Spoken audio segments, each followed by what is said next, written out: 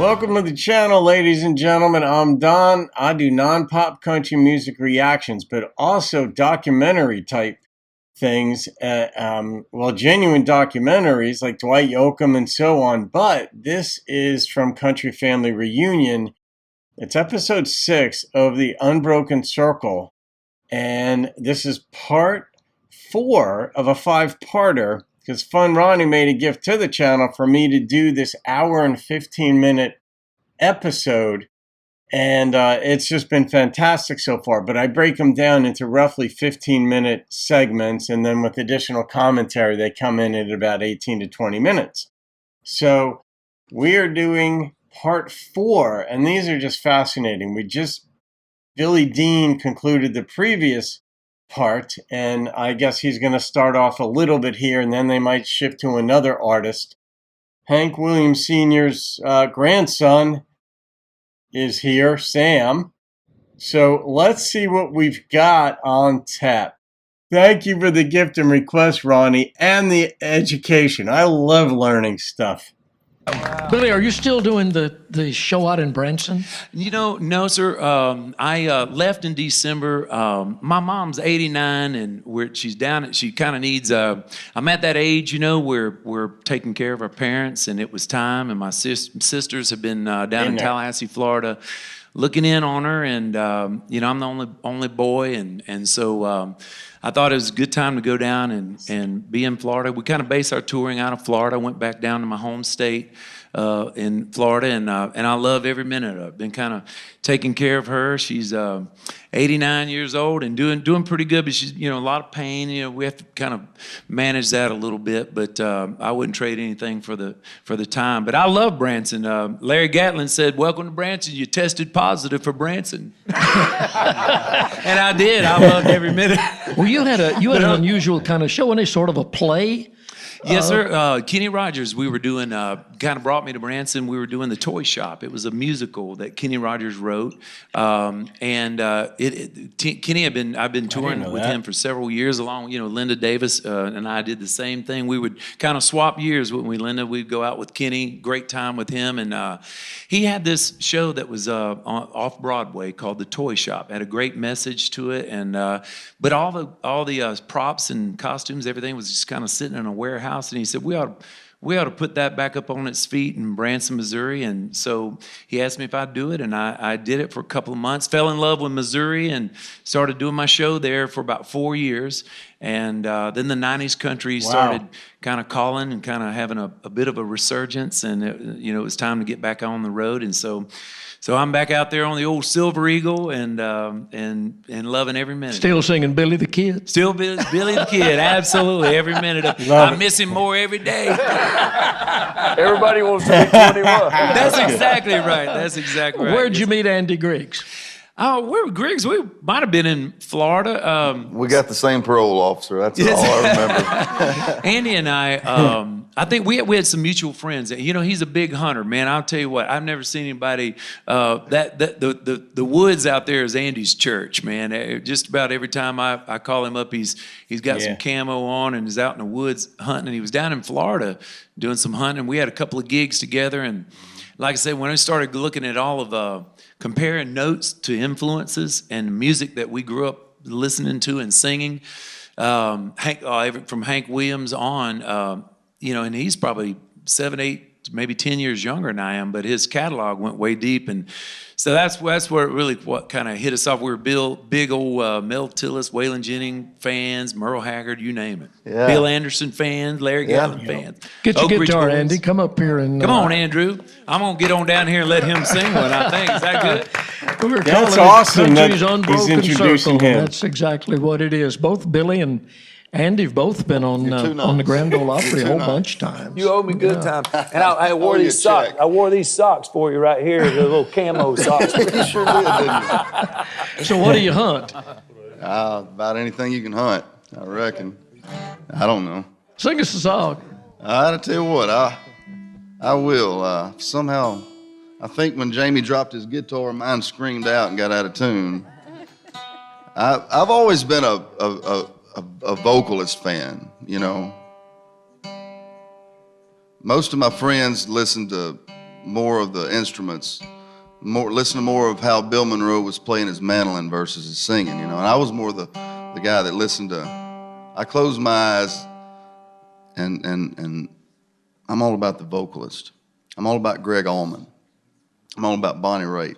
There you go. Larry Sparks and Ray Charles. Yep. You know, where I come from, Louisiana, it's nothing to put in a Jimmy Swaggart and then turn around and put in a Black Sabbath, and then sometimes sprinkle it with your granddad. You know, that kind of a thing. And when I close my eyes, you know,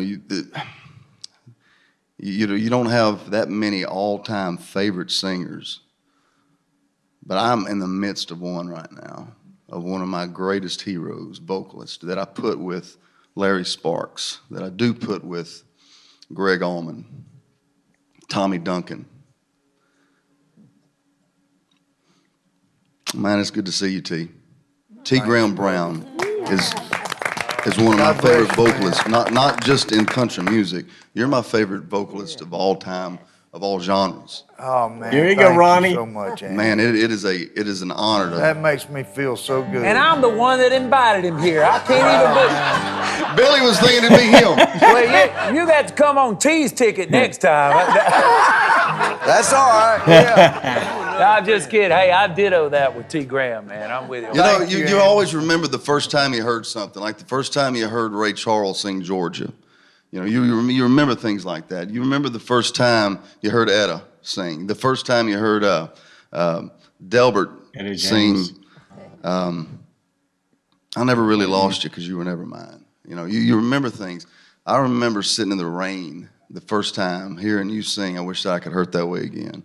And that just blew me away, man. Blew me away. It's a good song. All right, Ronnie. You didn't even know this was going to happen, did you?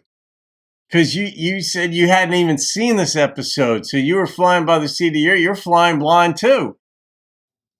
And you had just made a request like a week ago, less than that, for T. Graham Brown, because you had said that he's probably my favorite vocalist now. Living vocalist.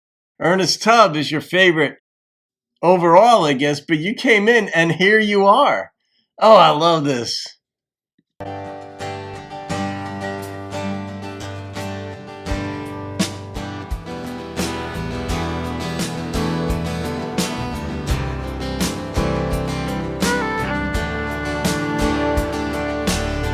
That's pretty instrumentation. Well, life may not always go your way, and every once in a while you might have a bad day, but I promise you now, you won't ever be lonely. The sky turns dark and everything might go wrong, but you can run to me and I'll leave the light on. I promise you now, you won't ever be lonely. Yeah, for as long as I live, you know there'll always be one place you belong, here beside me. Yeah, heart and soul, baby, you own me.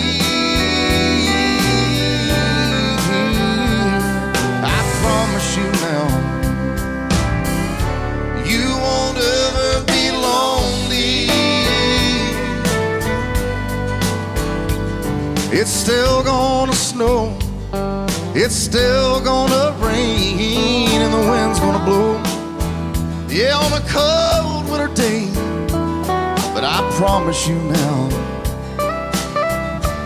you won't ever be lonely.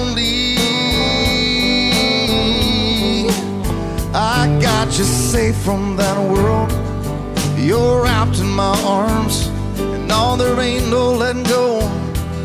Oh baby, here's where it starts, 'cause I promise you now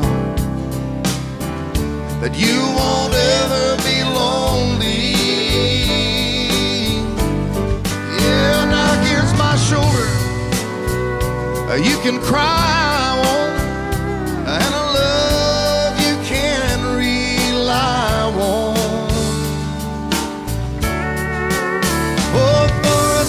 as I live, you know there'll always be just one place you belong, here beside me. I've got a heart and soul, but baby, you own me. Yeah, you own me. I promise you now that you won't ever be lonely. No, no, no. No, no, no, no, no, no, no. You won't ever be lonely. Oh, my, my. My, my. My, my, my, my. My, my, my, my.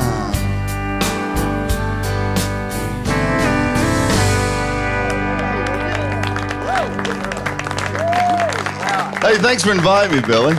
And the drinks. Bill, I appreciate it. Did you write that? I did, actually, with our friend Brett Jones.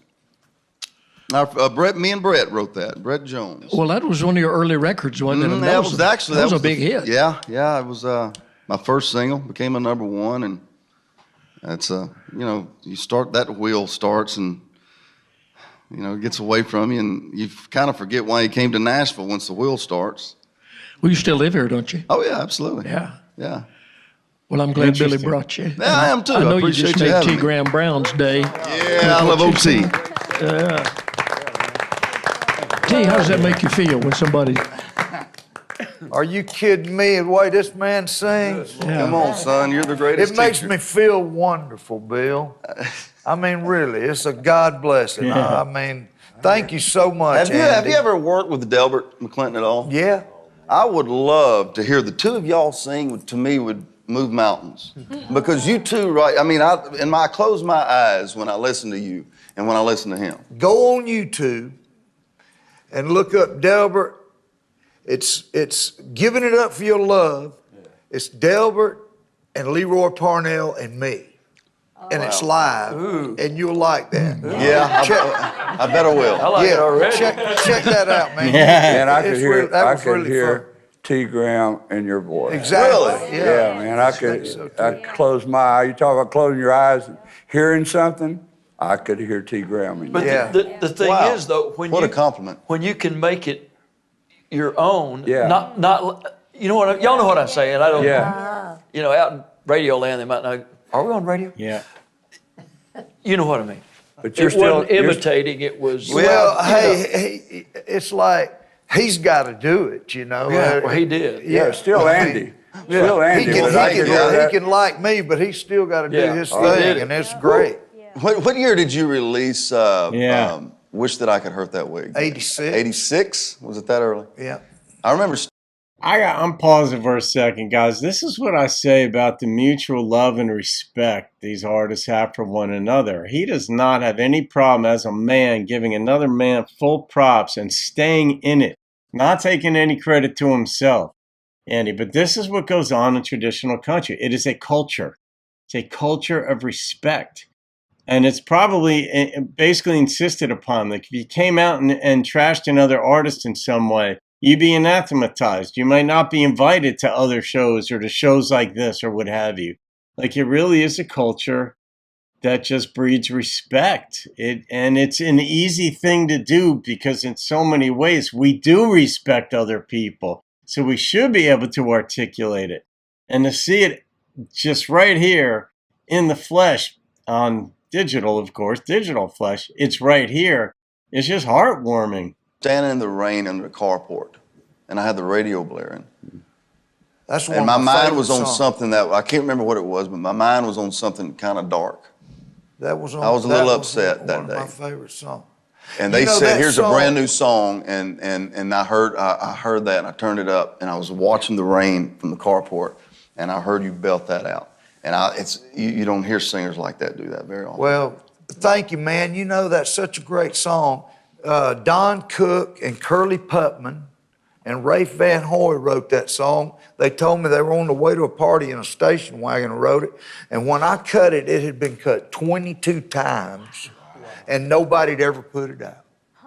Wow. So it was just kind of there for me, man. Yeah, that was your baby. Yeah, just about everybody in town had cut it. It's what they told me.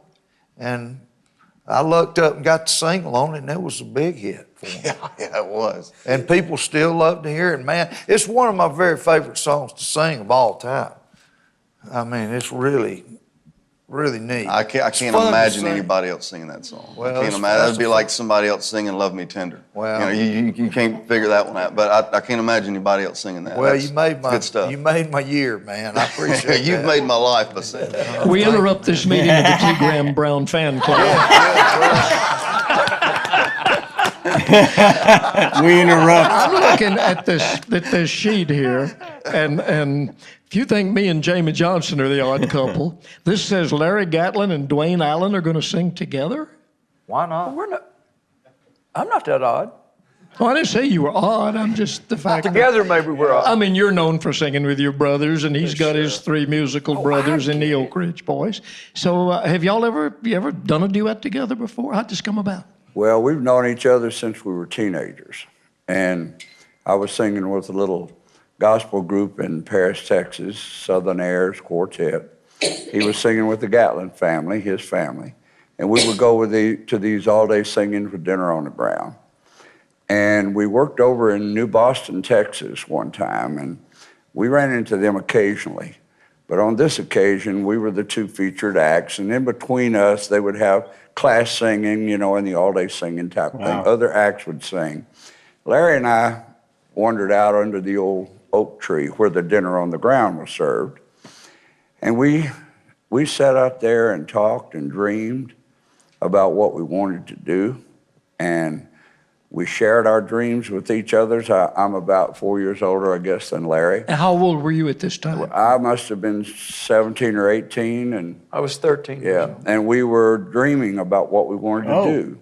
Wow. And I joined a group called the Prophets, with them a year, went to the Army, then joined the Oak Ridge Boys, and Larry came to town. He started writing for people like Dottie West, and along down the road a few years later, we were both in Las Vegas at the same date, at the same hotel, working on the same night because Johnny Cash had put his stamp on both of us.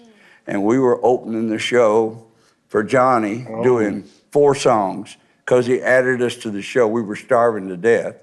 He had booked Larry and the Gatlins into the other showroom, and we both opened the show in Las Vegas on the exact same date. That's right. And I think our friendship over the years has been a God thing. We've both been through a lot, but we never lost our friendship. And he wrote this song for me. I think it was for me. I think I did. It's just it's a song I cut when we were a gospel group. And you can sing it as a love song to the one you love, but Larry really wrote it as a love song to Jesus. And if you listen to it all the way, you'll see what I mean. It's called You Happened to Me. Larry Gatlin and Dwayne Allen together.